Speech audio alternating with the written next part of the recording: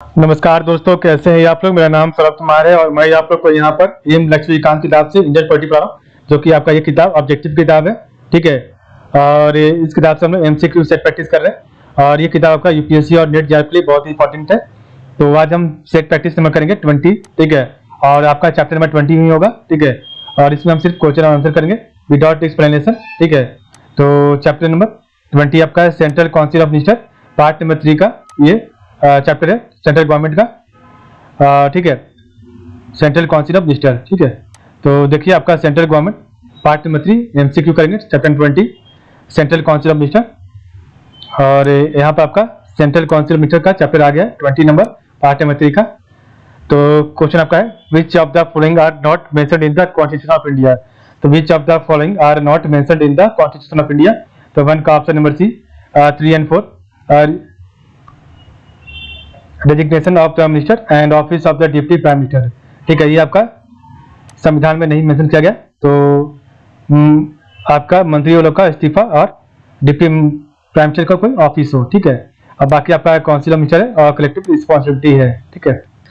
Question 2 है consider the following statement. तो आपको बताना है कौन सा स्टेटमेंट इसमें सही है। तो 2 का ऑप्शन नंबर है ओनली 1 इज राइट। ठीक है। The president can not function without the union council of minister. The solicitor general is the highest legal authority of the union government. ये गलत है।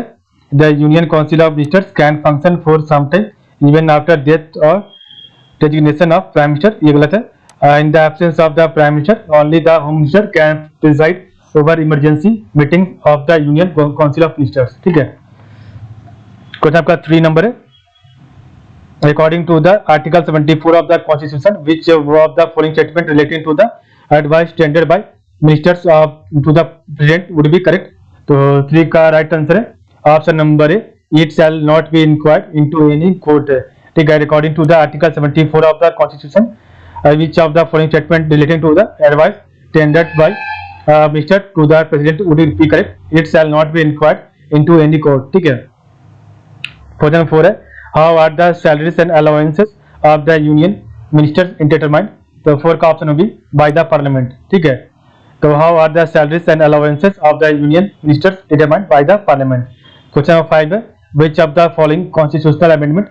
तो which of the following constitutional amendment act as have made the decision of the council of ministers binding on the president of India। तो 5 का option number है 42nd and 44th amendment act। ठीक है। Question आपका 6 है which of the articles. तो which of the articles of the constitution of India are relevant to analyse the constitutional provision that deal with the relationship of the president with the council of minister.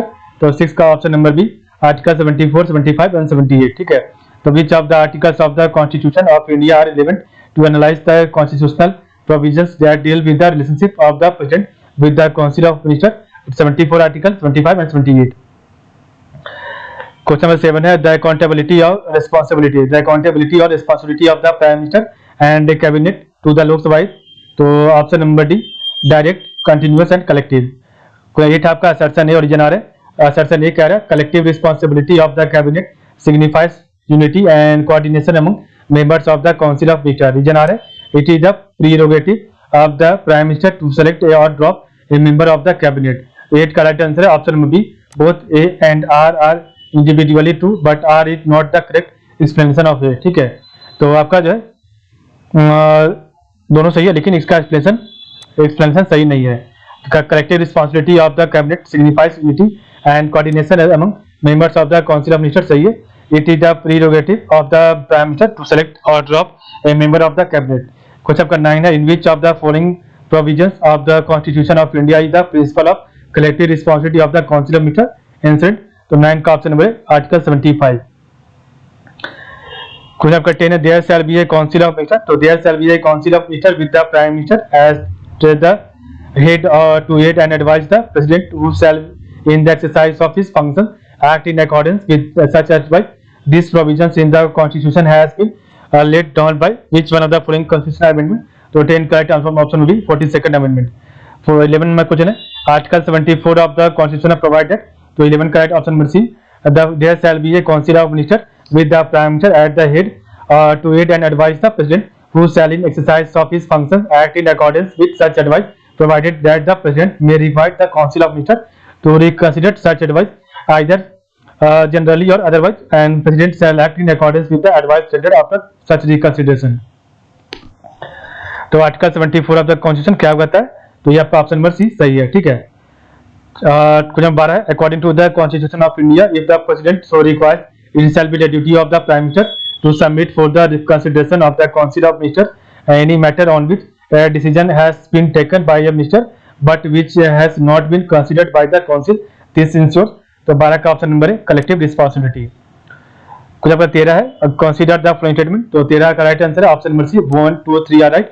तो all decision of the council of ministers relating to the administration of the union must be communicated to the president and the president can call for information relating to the proposal for legislation, ये सही है। और 3 आपका सही है, the president can direct that any matter on which decision has been taken by a prime minister should be placed before the council of ministers, आपका तीनों सही है, ठीक है। आपका चौथा गलत है, the president has the right to address and send message to the council of ministers to elicit specific information, गलत है। कोई 14 नंबर है, which one among the following features of the constitution of India is indicative of the fact that the real executive power is vested in the council of ministers headed by the prime minister. The 14 का option parliamentary democracy.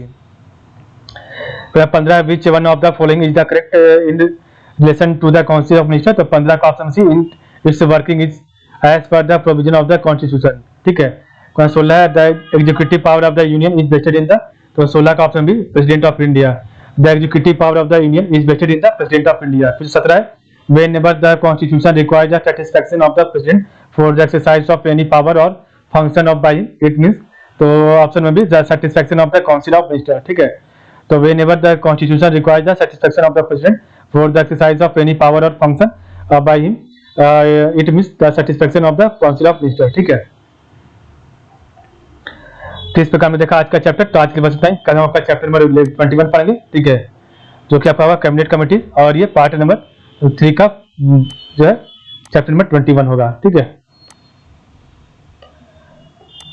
तो आज के लिए बस इतना ही, आप लोग का बहुत बहुत धन्यवाद।